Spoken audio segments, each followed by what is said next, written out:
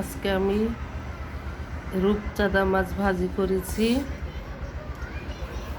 বেগুনের চপ ভাজি করেছি, বটবডি আর আলু একসঙ্গে দিয়ে ভাজি করেছি। আমার রেসিপিগুলি কেমন হয়েছে ভালো লাগলে আপনারা অবশ্যই আমাকে কমেন্ট করবেন এবং লাইক শেয়ার কমেন্ট দিবেন এবং সাবস্ক্রাইব করবেন। আমি যেন নতুন নতুন রেসিপি নিয়ে আপনাদের সামনে আসতে পারি।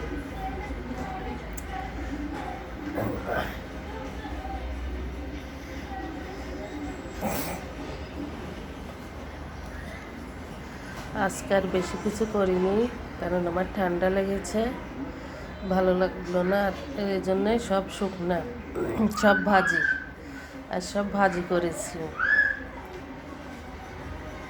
ঠান্ডা লাগলে কোনো কিছু ভালো লাগে না, এই জন্য মনে করছে সব কিছু ভাজি করি।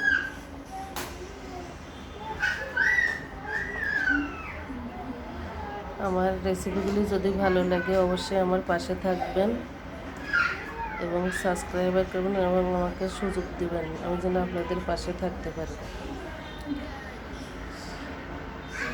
আল্লাহ হাফেজ।